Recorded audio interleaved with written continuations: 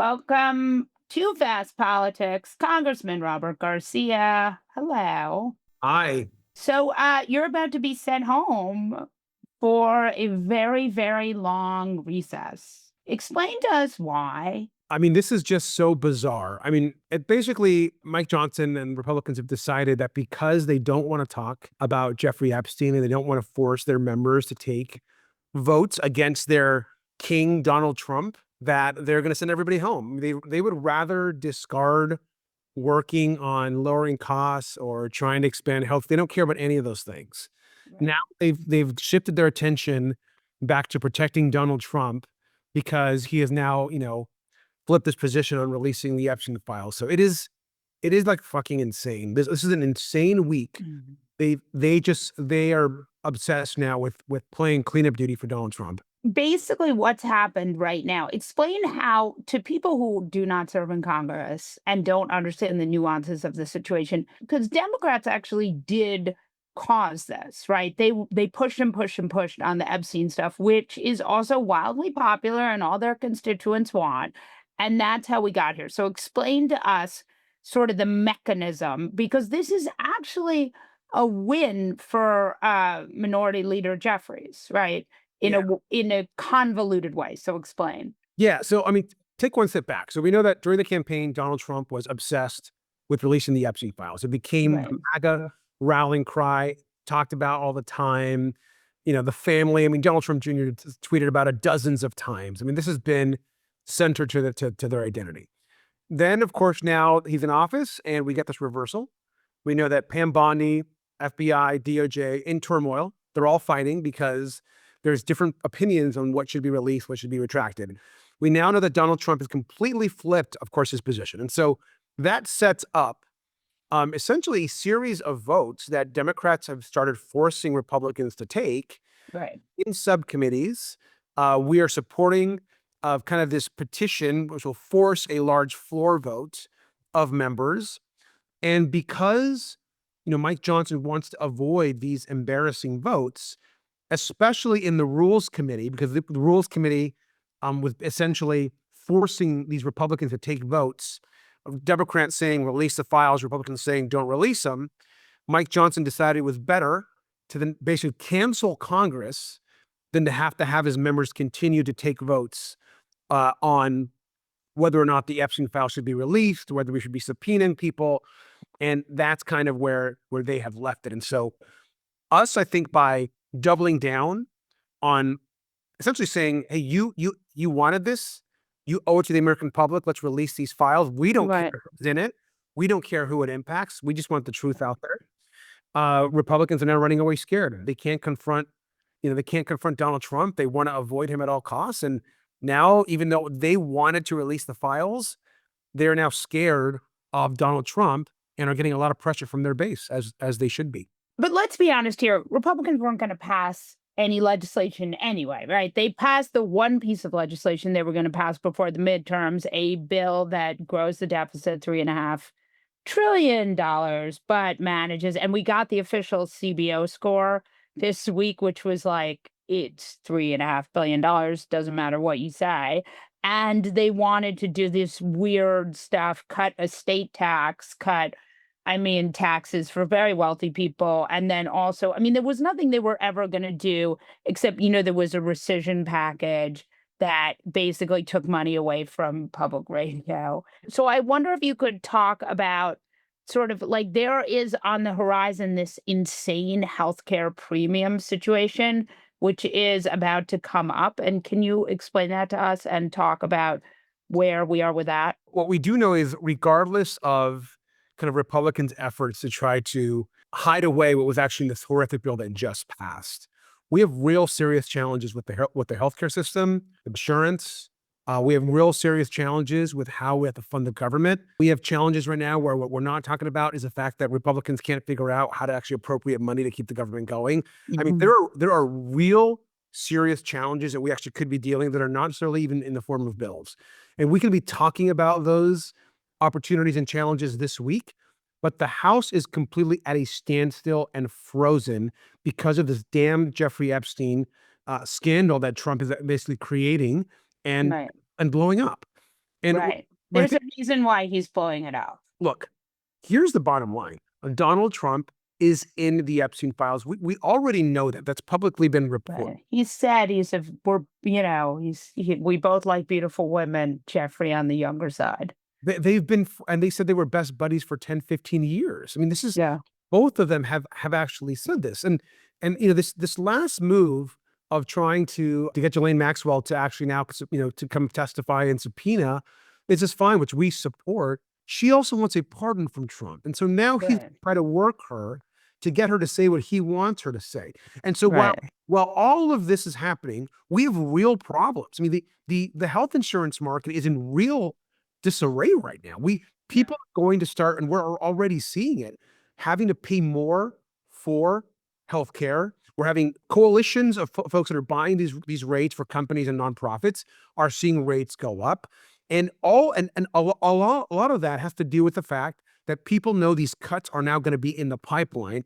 And so the healthcare industry is in turmoil. There isn't anyone in healthcare, on the insurance side, on the hospital side, the provider side, that doesn't think that the Medicaid cuts and the upcoming kind of disruption in healthcare isn't going to make healthcare worse for everybody else. So if you already have healthcare, your healthcare is Right. not going to improve. We're going to actually have less people covered, rates Right. go up, and it's a real crisis. And Trump is not interested in any of that except for giving billionaires big tax breaks. Well, in Trump's defense, that's why they put him there. I wonder if you have become ranking on oversight. This was a hard fought battle of sort of wrestling power out of the hands of the older generation. This is the second time this has happened because the first person they put as the ranking member of oversight died. Talk to me about how this went down and how you did it, and also I'm sure it was inter-party squabbling is always pretty tough. So talk to us about it. Yeah, I mean, if we, just to take one step back, like when Alexandria Ocasio-Cortez, when she ran for ranker, I was one of the first ones to come out. I supported her. I was actually, there's a nomination process where you actually get 3 nominators to nominate you in front of the caucus before the big vote. And I was one of her 3 nominators. I kind of went all in. They really believed that she was the right person.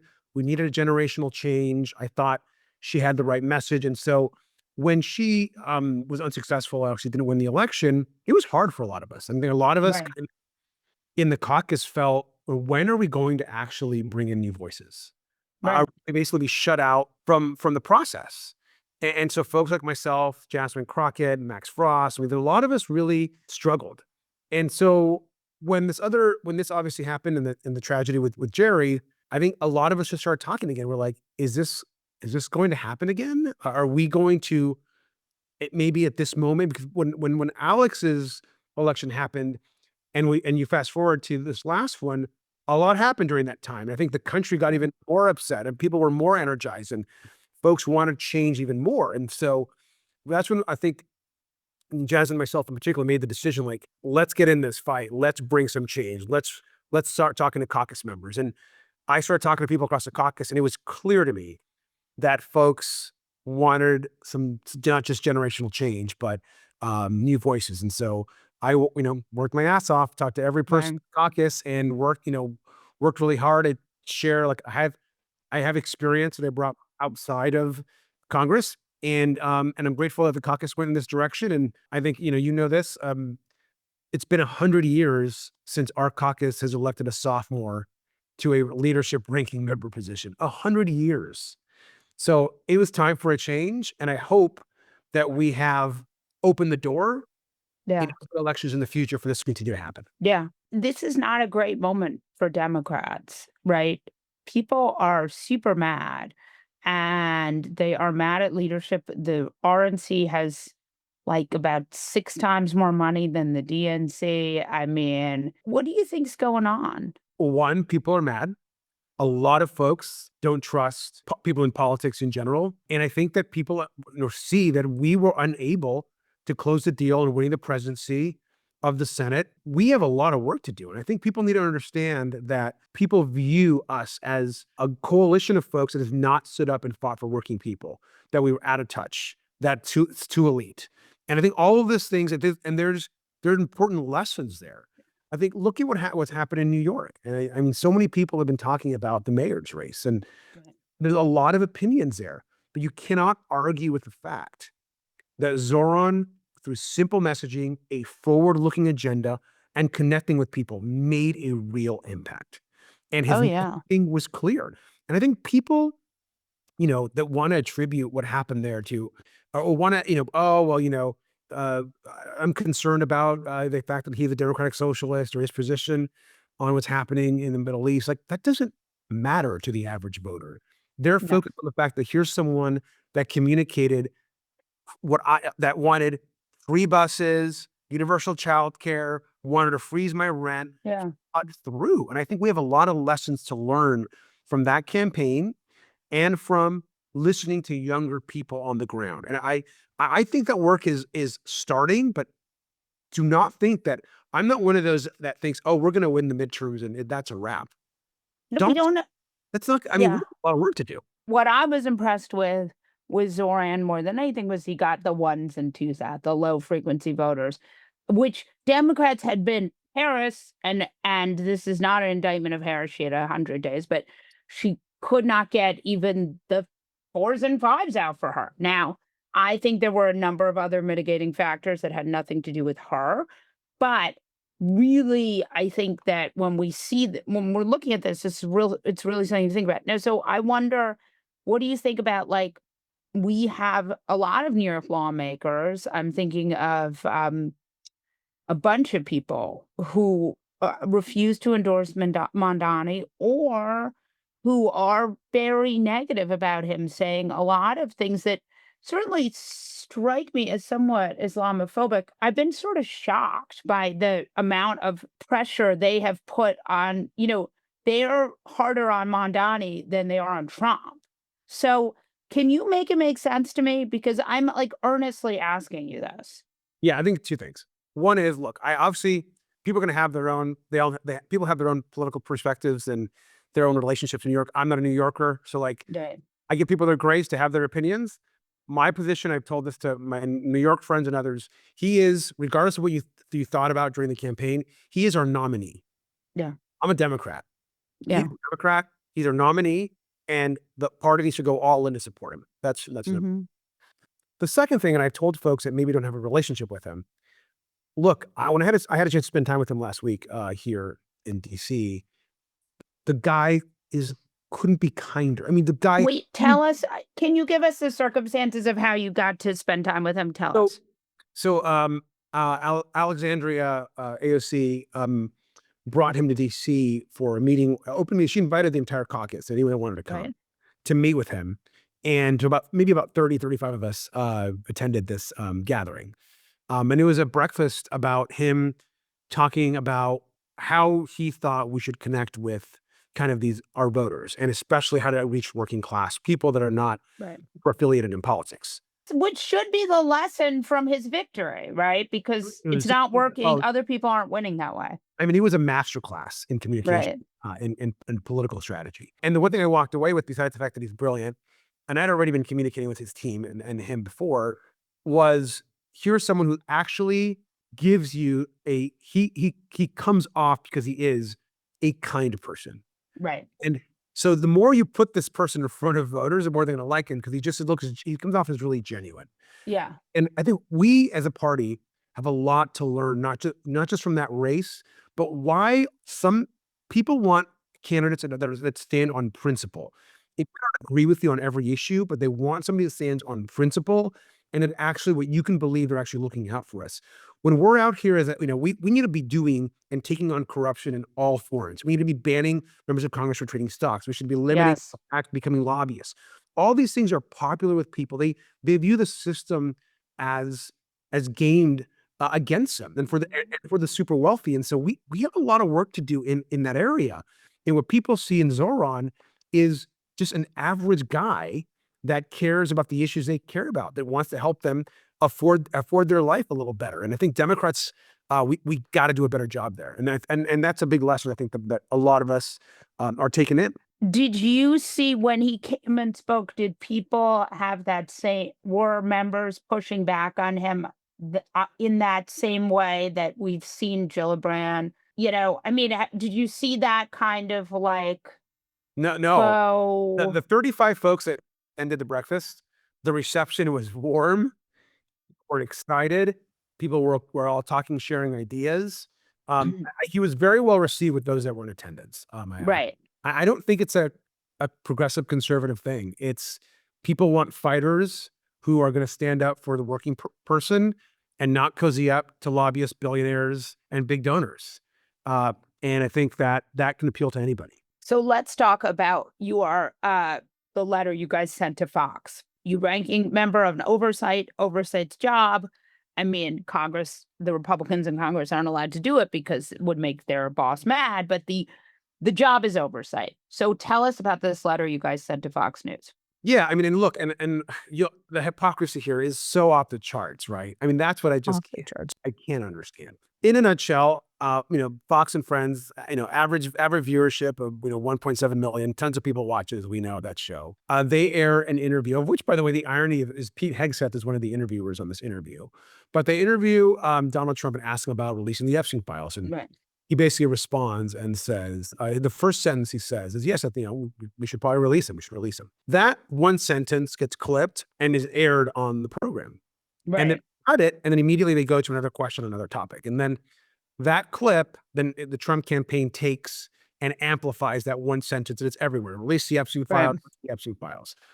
Well, we later find out in that the broader interview, he actually answers that. He goes into about over a minute response of where it's a much more nuanced response about, well, maybe there's some things in there that shouldn't Right. be released and everything that might not be true. Well, they didn't actually air that. It was available later, but they didn't air that. Now, in a normal world, we know that happens sometimes.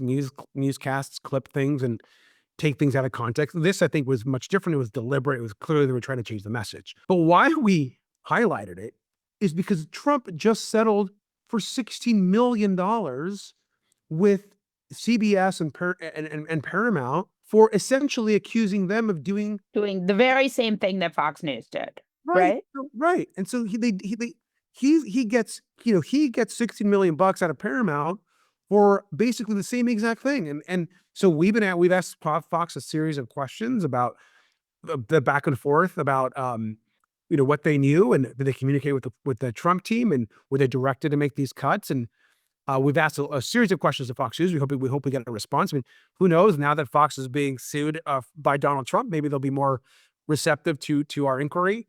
But we wanted to just highlight the immense hypocrisy of Donald Trump here. And also we wanted to highlight, and we're now reviewing, where else did Donald Trump actually get his interviews edited that we don't know about? Yet saying that he should be suing everyone. He can sue everybody, get settlements and get money, but then do the exact same thing. I mean, so it's the hypocrisy that's insane. So hopefully we're going to get some more information from Fox in the weeks ahead. Can you explain to us oversight, the job of oversight? Right now, Democrats don't control the House, so you don't have the ability to set the schedule, but Right. you still have some. I mean, I feel like one of the things that people are so angry about is they're like, why can't Democrats do more? And there's a reason why, right? So explain to us a little bit. I feel like some of the problems here are that people just don't totally understand how Congress works. I mean, almost no one does because it's pretty much the fault of the media. We don't cover it enough, but explain. The big difference is, so oversight of the committee is the investigative branch of the Congress, right? So this committee is the committee that has the subpoena power, that can launch investigations for the Congress, that can, if there's ever an impeachment, it goes through this committee, all sorts of immense power in the investigation and transparency kind of arena. But those powers are in essentially the control of the majority. The majority Right.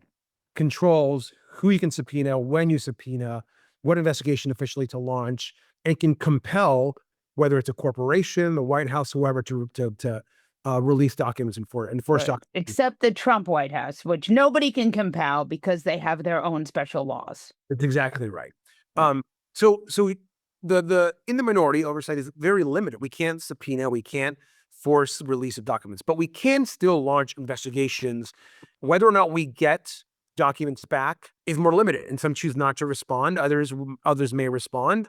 And for example, companies let's say there are companies that are doing business with the White House. Maybe the White House won't respond to us, but business X might respond because they're very aware that we're going to be in the majority at some point, and then the tables are turned. And so we still will launch investigations. We still need to combat and take on truth and the lies of what's actually the truth of these hearings and these committees. We need to use the star power of our committee. We have so many incredible members to amplify what's going on and warn the American public of what Republicans are trying to do. So all of that is still part of our of our tools that we can use.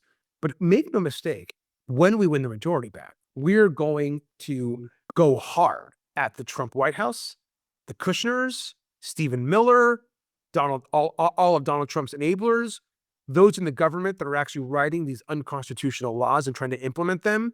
Kristi Noem. I mean, there's an endless amount of investigations, subpoenas, Elon Musk, folks that should be in front of the Congress answering questions. And people say, well, you're going to, why are you so backwards looking? And we just need to have a forward looking agenda and No. on. Look, if we just sweep all of what this administration is doing under the rug, then we are saying that this is okay, that this is somehow the new normal, that politics has now become this kind of this den of corruption. And Mhm.